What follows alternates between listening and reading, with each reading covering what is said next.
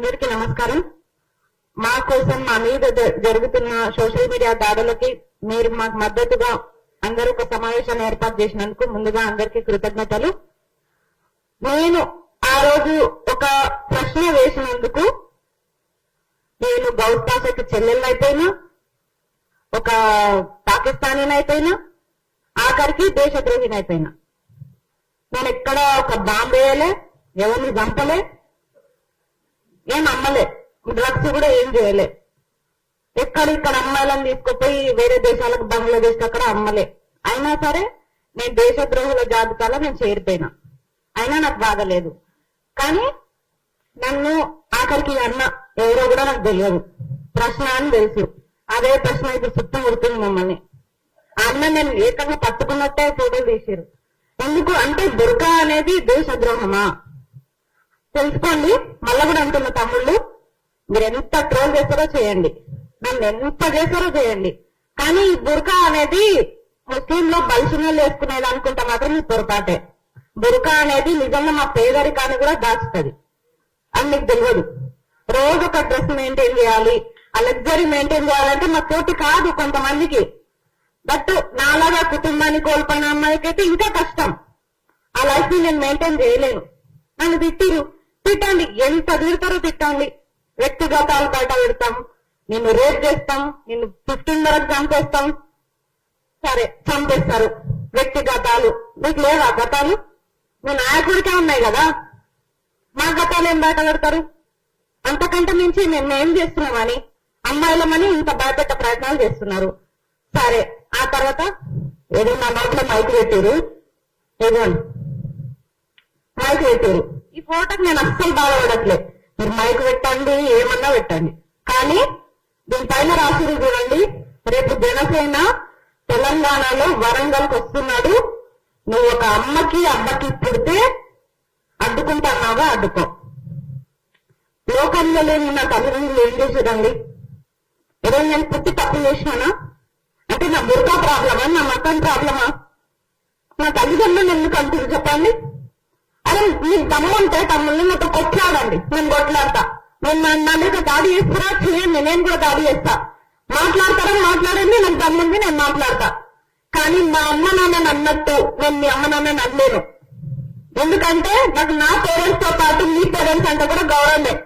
ఒక ఆడపిల్లగా మా అమ్మ నాన్నని అంటే నేను ఎంత బాధపడుతున్నానో ఆ బాధ మీ అమ్మ నాన్న మీరు పడవద్దు. అందుకే మీ అమ్మ నాన్న నేను తిట్టాను. అలాంటిది ఇంత నీచంగా ఏ రోజు నేను నిరుద్యోగుల కోసం చేసే పోరాటంలో ఏ రోజు నేను బాధపడలేదు. కేసు వేయించుకున్నా, ఎదురుపోయినా, అబ్బాయిలకు సమానంగా కొట్లాడినా. కానీ ఈ రోజు బాధపడుతున్నా అంటే కేవలం నా తల్లిదండ్రులు అన్నందుకే.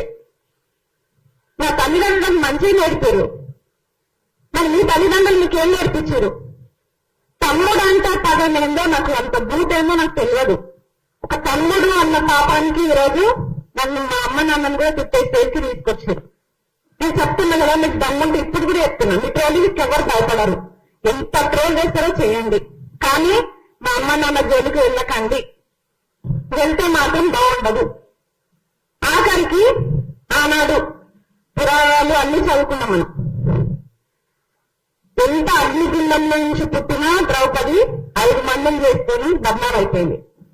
ఎంత సున్నితంగా పెరిగినా, సద్గుణాల మధ్య పెరిగిన సీత రావణ లంకలో ఉండి భగ్నం అయిపోయింది. ఇప్పుడు నేను ఎదుర్కొంటే పరీక్షలు పెద్దవి కాదు మాకు. లాగనింతంతో తిప్పుడు ముందా అన్నారు, దేశద్రోహం అన్నారు, ఎన్నంటారో అనండి, అన్నిటికీ రెడీ. ఏ రోజులో తడుచుకోలే, భయపడలే. నా తల్లిదండ్రులు నాకు అది నేర్పలే. కానీ ఈ రోజు నా తల్లిదండ్రులే అంటే నాకు బాధ అనిపిస్తుంది. నా కళ్ళల్లో నీళ్ళు వస్తున్నాయని మళ్ళీ తిరుగుగా అనుకోకండి దయచేసి. తల్లిదండ్రులు అంటే ఎవరికైనా బాధనే అనిపిస్తుంది. నా తల్లిదండ్రులు అన్న కాబట్టి నా బాధ. మీరు ఇక్కడి నుంచి ఇంకొకటి, దీని ప్రొఫైల్ పేరైతే ఎద్దావతి పద్మావతి అట ప్రొఫైల్ పేరు. మళ్ళీ దాన్ని చూస్తే మా పిక్ ఎవరంటే పవన్ కళ్యాణ్ ఉంది. ఇప్పుడు నేను ఎవరి పైన కంటెంట్ ఇవ్వాలి? పవన్ కళ్యాణ్ పైన ఇవ్వాలి కదా. వాళ్ళు ఎందుకు బాధ అనిపిస్తుంది? ఎందుకు నొప్పి అవుతుంది మీకు? మీకు మూడింది. ఫస్ట్ ఆఫ్ ఆల్ మీరు ఎన్ని ట్రోలింగ్ చేస్తారో చేయండి. ట్రోలింగ్ పాపమని మేము పెట్టాలి. ఇంకొకటి మనకి ఇన్ని చట్టాలు ఉన్నాయి, ఇన్ని షీటింగ్లు ఉన్నాయి, ఇన్ని ఉమెన్ కమిషన్లు ఉన్నాయి, అయినా సరే ఇలాంటి పరిస్థితి వచ్చింది మనకి ఇలా. ఎందుకంటే బాధితుల మనము కంప్లైంట్ ఇచ్చి మనం ఎక్కువ తిరగాలి. ఫస్ట్ ఆఫ్ ఆల్ వాళ్ళు దర్జాగా ఉంటారు. ఇది ఎప్పుడు మారుతుంది ఈ సిస్టమ్? మా కోసం ఏర్పాటు చేసిన ఇన్ని పోలీస్ కమిషన్లు, ఇన్ని చట్టాలు ఎట్టుపోయినాయి. అయినా మేము తిరగాల్సి వస్తుంది. మేమే కంప్లైంట్ ఇచ్చి మేమే 100 సార్లు తిరగాలి. ఆడేమో దర్జాగా ఉంటాడు.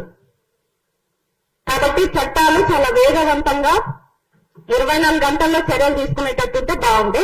ఇంకొకటి ఆ గౌస్ పాష అన్నారు కదా, గౌస్ పాష మీ కష్టంలోనే ఉన్నారు కదా, మా అన్న అంటారు కదా. గౌస్ పాష మాత్రమే కాదు, బండి భగీరథ్ కూడా మా అన్ననే. ఇద్దరిని ఒకటే తాడికి ఉరేయండి, ఒక్కటే తాడికి ఉరేయండి, ఇద్దరికి ఒకటే శిక్షణ అమలు చేయండి. నేను అడ్డుపడితే అప్పుడు నన్ను తీసుకుని పాకిస్తాన్ లో వదిలేయండి. Thank you. నాకు ఇంత మంచి అవకాశం ఇచ్చినందుకు అందరికీ థ్యాంక్ యూ.